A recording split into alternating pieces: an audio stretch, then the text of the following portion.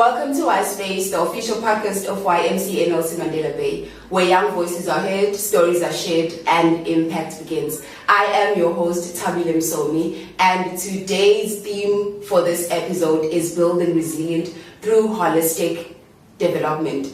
And today I am not alone, but I am with Gcobani Zonke from Ubuntu Pathways. I'm not going to introduce him. He's going to introduce himself and tell you who he is and what he does. So, Mr. Gcobani, welcome to iSpace. Yeah, thank you so much to invite me to your podcast. You're welcome. I'm Gcobani Zonke. Yes. As you can see with the beard, I'm very young, only 16 years old. I can see.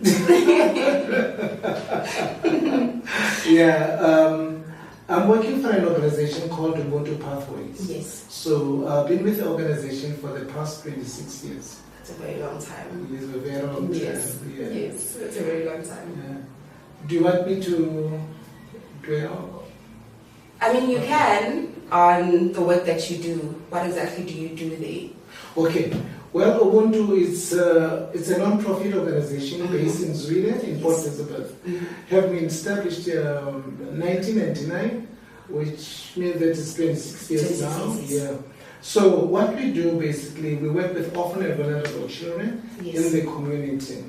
Our approach is holistic, in the sense that we have educational services, medical services, and then we do psychosocial support, and also job readiness. So that is holistic. Why I say it's holistic? It is because if you are a scholar, you want education. If you are compromised, health-wise, there's no way that you can perform. If you are compromised psychologically, you cannot perform. So that's why it's our approach is holistic, to make sure that one succeeds.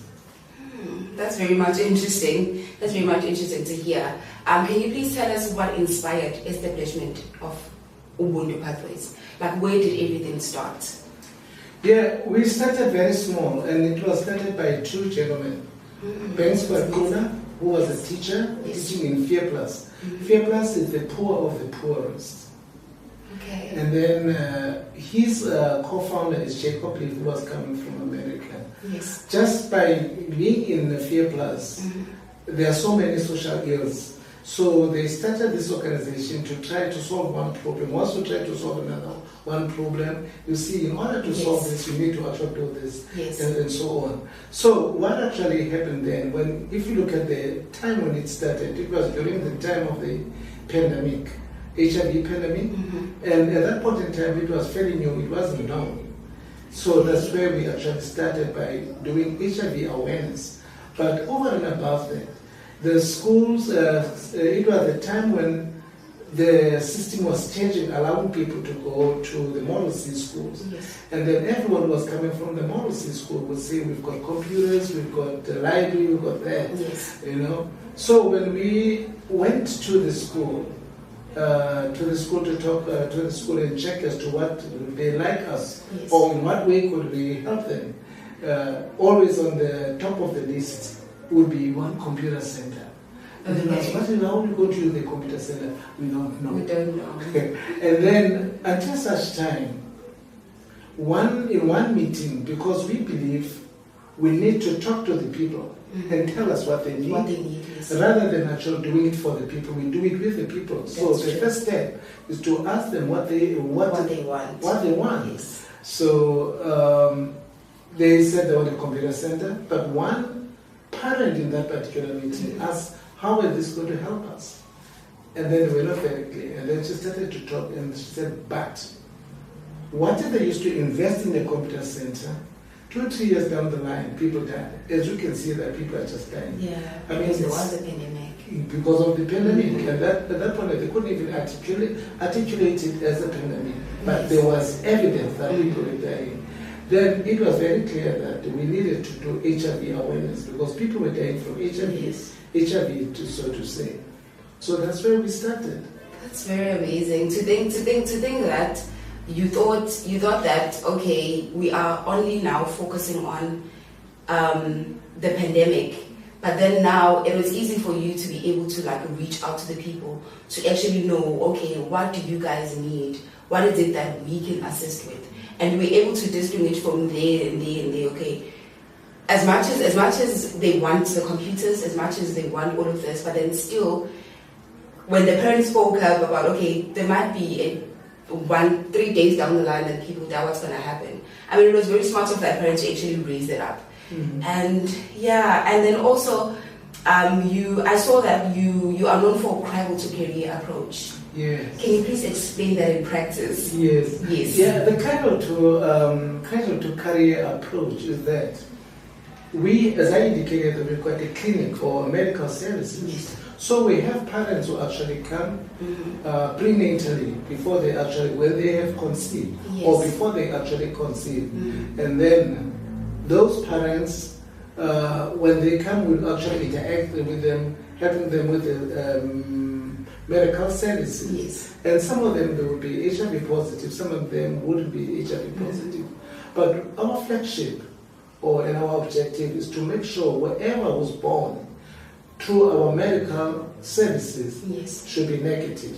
And indeed, we have 100% of kids who are born, some of them born of HIV positive, yet they are not actually positive. It's doable, and we're doing, that's our flagship. That is very amazing. That is very, because nowadays you usually see pregnant moms, sometimes of them, they don't really take care of themselves, especially when they are pregnant. So sometimes it reaches out to a certain point where when they give birth to a child that is HIV positive because they didn't get like the support or the help that they needed. Because sometimes I believe going to clinic, sometimes you can go to clinic, but then you need someone who's always going to be there for you. Who's always going to follow up to you. And also, it's very amazing that you're doing that. Does it also apply to young kids, especially, let me say, to teenage pregnancy?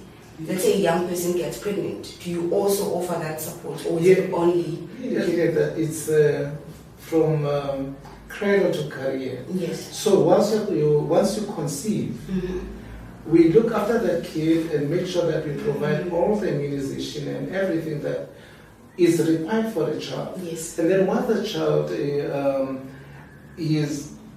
there's no time whereby we stop. We call that the first 1,000 days program. Okay. And then we've got play groups, whereby play groups is when they are actually 2 years going up, and then they go into the ECD, early childhood development. From the early childhood development, they start their grade 1, grade R in the school, and then they carry on until they get to matric.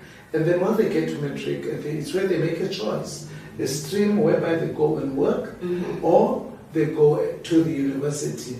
Hence, we call it from cradle to career. Oh, that is why you call it from cradle to career. Yeah. I'm so surprised. I think I'm amazed by the fact that you are able to take a child, like from birth. Is that what you mean? You take them from birth and then throughout the whole of this process. Are there any challenges that you guys face while you're doing all of this? Well, the challenges that we actually we have, or we normally have, is the fact that we work within a geographic area. Okay. Because we're a non-profit organization, we cannot extend ourselves because we believe in quality rather than quantity. Going deeper when you actually serve the people. Yes, yes. Now, on the basis of that, unfortunately, you cannot take everybody in that area. Yes. You know, that service needed, but we cannot.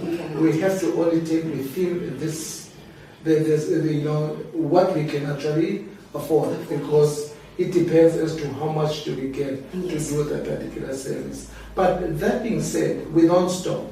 We always look for a solution. Yes. So we partner with other organizations. In the event you fall outside our geographic area, then we make reference where you could go. We don't have to say, no, go. We don't we don't just choose We always make a plan that one actually get the service elsewhere, maybe, if you don't fall within the geographic area. That's very amazing. In terms of your selection, because you're not able to like extend yourselves and all of that, like how do you select the people that you're able that you would take in? Like what is the criteria of the selection? How do you go about it? Yeah. First of all, I would say the criteria, the fact that we are actually working within the specific geographic area. And then, since we started, we've been working in the school, so there will be referrals from the school or walk-ins. Then, if you're walking within that geographic area, so you qualify to access the services. Now, people, they don't stay in the same place all the time. There will be outliers. Some people were actually in that particular geographic area, and then they migrate for another place. We don't actually drop that client because he moved out. You'll be an outlier and will serve that particular person, despite if actually left the area. Because we don't want a situation, we help you and then we try to dump you along the way.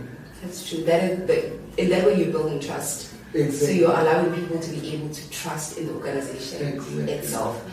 Since you work with kids, what are some of the challenges that you've seen in the orphan and vulnerable children, like nowadays? Like what are the challenges that you've seen that they are facing mostly? Kids these days are facing a situation whereby they don't have mentors. That's the saddest thing. Not having mentors. And if you're orphaned, you don't have somebody to look up to. And it's all of us, we want to belong somewhere. You ask yourself so many questions. Where's my mom? Where's my dad? What could have, if my dad was here, what you could have done? You know, there are those questions, they always engage. In the process of engaging with themselves, they try to find solutions. All right? Sometimes the solutions are not actually sustainable. You find that they're using substance abuse because they asking themselves questions that they cannot answer. They don't get an answer. They actually start to sort of drift towards, drift away towards that. That is, I think that is the biggest one. The biggest challenges that you think young people are facing. Because also as we are... And, also, living in a township, what kind of everybody wants to be better? What mentors do we have? It could be down the street, there's someone got a nice car, running around, dressing up nicely, so you cannot miss that particular person. And then when you investigate and see how they're living, maybe they're in the illicit state. And then that could be a way of actually getting these kids to actually also venture into because that is the mentor they see. That's true. Not necessarily they want it, but it's a mentor. It's not driving a nice car, big house. So like he's successful. He's doing very well. Like so if maybe I take his path, I might end up like him. So it really does make sense. I think also the people around the kids, around the children, play a very important role. So I think you guys are playing a very big role in making sure that these kids, when they see you as their mentors, because when they grow up, they'll want to be like you, of course, especially when they finish matric and all of that. And you said you give them an option whether you want to go work or you want to continue with school. So even if they go to work or they go to school, there'll be always a mentor, somebody they can talk to.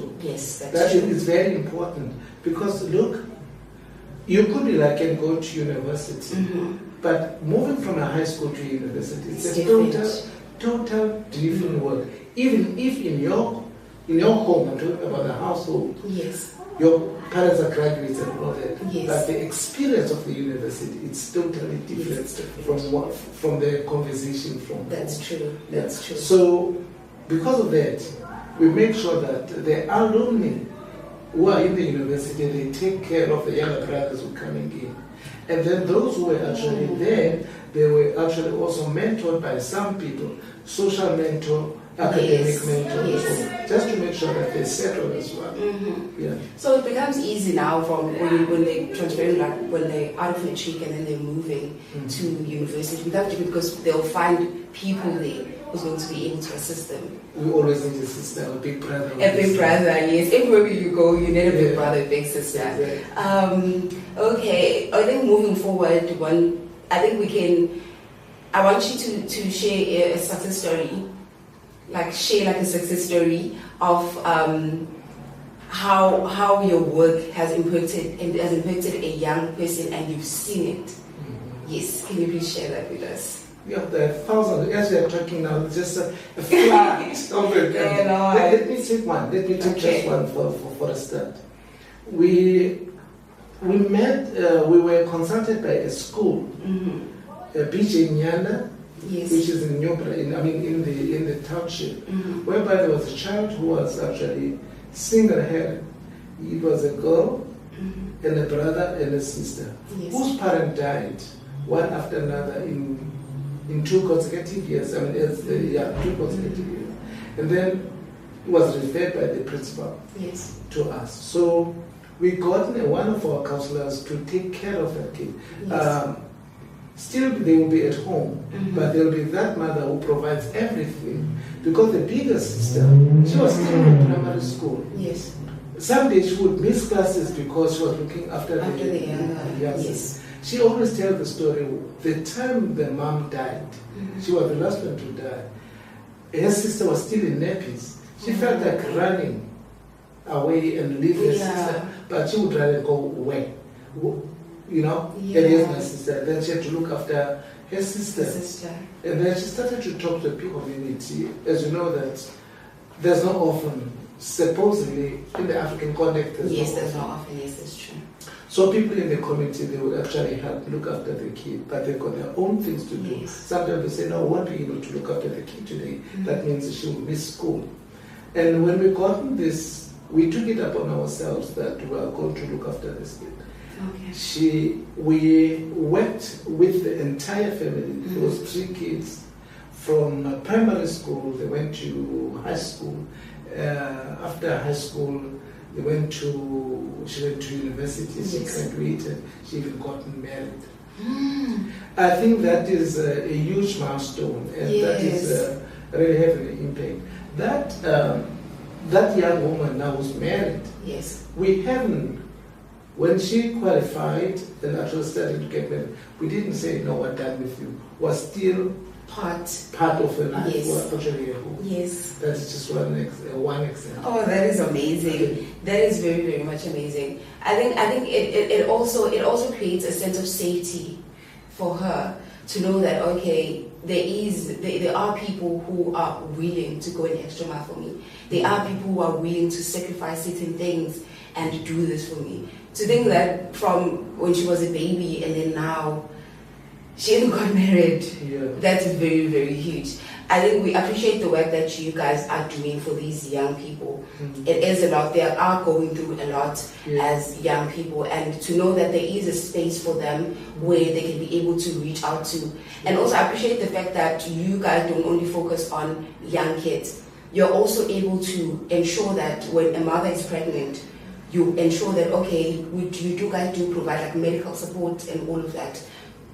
Right. Yeah, as I say, we've got a fully fledged clinic. Yes. With a doctor, with two pharmacists, psychologists, dietitian, social workers, nurses. So it's a fully fledged institution in terms of health. So we support holistically. 100%. That's very much amazing. And what in terms of partnerships and collaborations, how do our collaborations with other organizations? I mean, you did mention it, but I want you to maybe dive deeper into it. How do they help in terms of ensuring that everything works smoothly? There is success in terms of from when you are not able to provide a certain service, you are able to refer and all of that. Like, have you seen any success through that? And how do organizations like us, YMCA, I mean, I did brief you about what we do as YMCA. How do in collaboration with us, maybe like organizations like YMCA, have impact in terms of all of this? Look, the space we are in, it's not a space of competition, but it's a space whereby we can collaborate and actually support one another. Some services I won't be able to do, and then some other organization will be doing that service. That's where it starts, because there's no competition.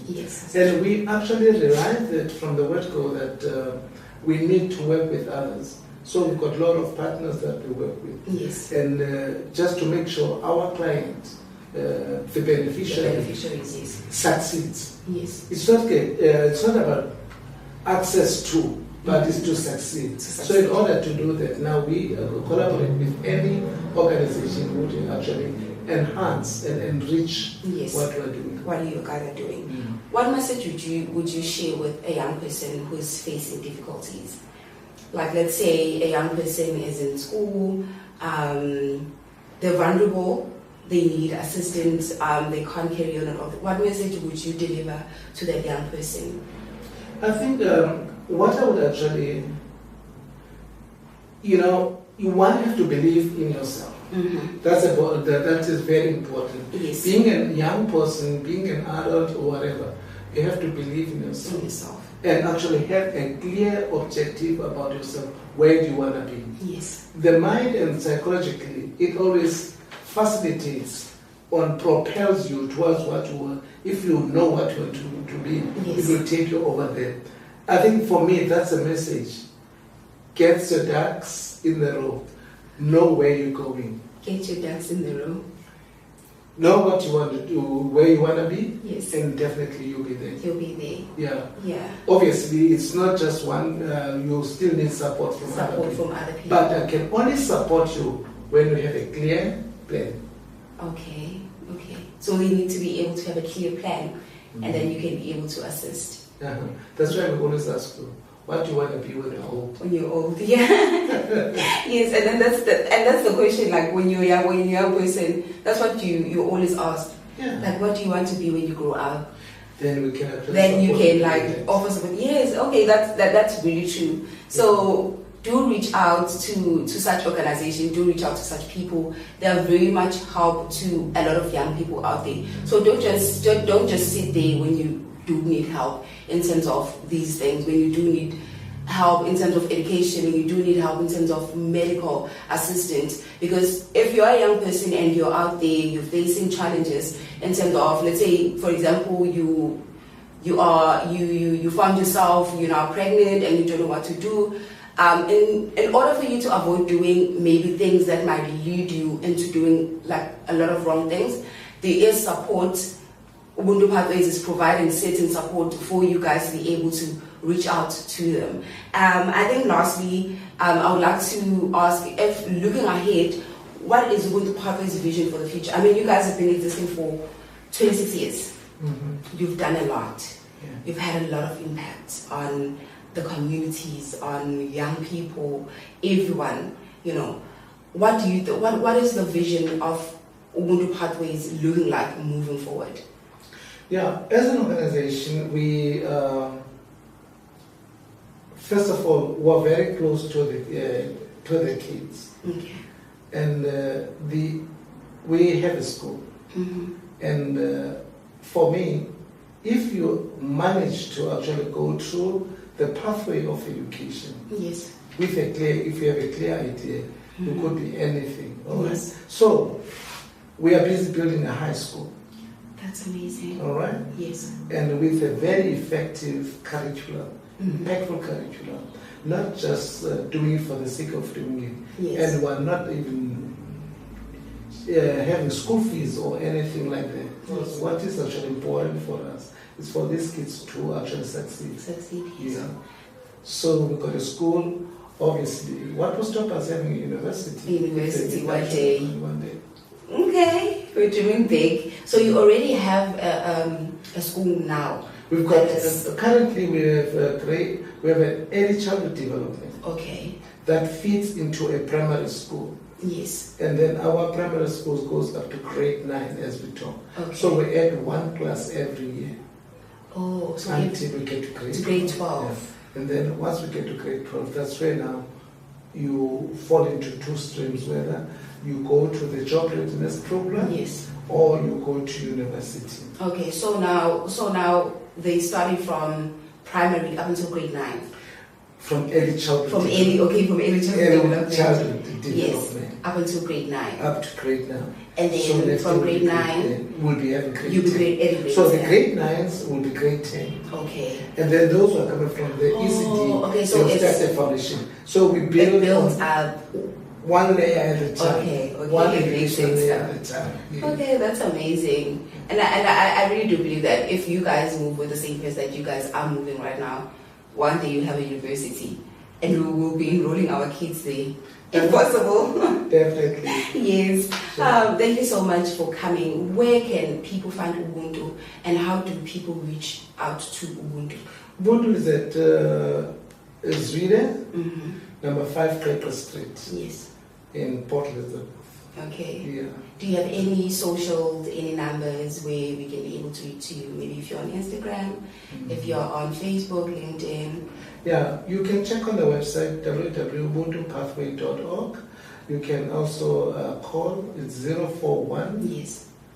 409-2700. So you'll be given direction. That is the reception number. Then you will be actually directed in the right direction as per your needs. Yeah. Okay, thank you so much for honoring our invites and for coming. I'm not sure whether we took too long or it's short, but thank you so much for coming. We really, really appreciate it. Taking your time and honoring us as young as we are. It really means a lot to us. I mean, we are young people. I mean, so if an older person takes take the invitation important for him to come and be able to speak about the work that you guys do. It's really, really amazing. And thank you so much for coming. Yeah. Why do they come? Why? People, they always talk about the future. Yes. I don't believe they are the future. They are living now. Now. We cannot postpone it to the future. Yes. Once they live now, they live now. Yes. So I was really impressed to hear that what you are doing as youth. Yes. So because you live now, I had to come now. Now. Thank you so much. After, then others can actually benefit from it, because it's so huge much. that you're doing. It goes back to the fact that you need to have a clear idea why you want to help. Yes. And provide what you can. Oh, thank you so much. Thank you so much. We are really, really trying. I mean, we've uploaded a few episodes, so we're trying to ensure that this podcast has an impact, especially on young people, because our main target is young people. So we want to be able to have an impact. The stories that we share here, we want to be able to assist them. So each and every young person out there who's going through something, when they watch this podcast, they are able to maybe find some certain help. So yeah, that is what we're doing. It makes a lot of sense. Why would you listen to me whilst your peers, you hang out with your peers? Yes. How often do you actually meet the old people and stay with and also have an engagement with the old people? Yeah. Yeah. But most of the time you engage with the young people. With the young people. Yes. And you believe in each other. Yes. So that's where we should actually pitch. I can pitch, but pitching to the young, I may not use the appropriate language. Yes, because you have your own language. You have your own ways of doing things. Yes, so this is the platform which is actually very impactful and very important for the young people. For the young people. Thank you so much. We'll continue. So it's a privilege. To get me here. That's why I said I'm 16 years old. Thank you so much. Sure. Thank you so much, Mr. Zonke. And that brings us to the end of today's episode. If you enjoyed this conversation, if you enjoyed this impactful conversation, please don't forget to subscribe, to like, to share, and please do turn on the notification button so that next time when we upload an episode, you are notified. So if you want to catch us next time, please turn on that notification button. Till we meet again next time. Thank you. Bye. Bye.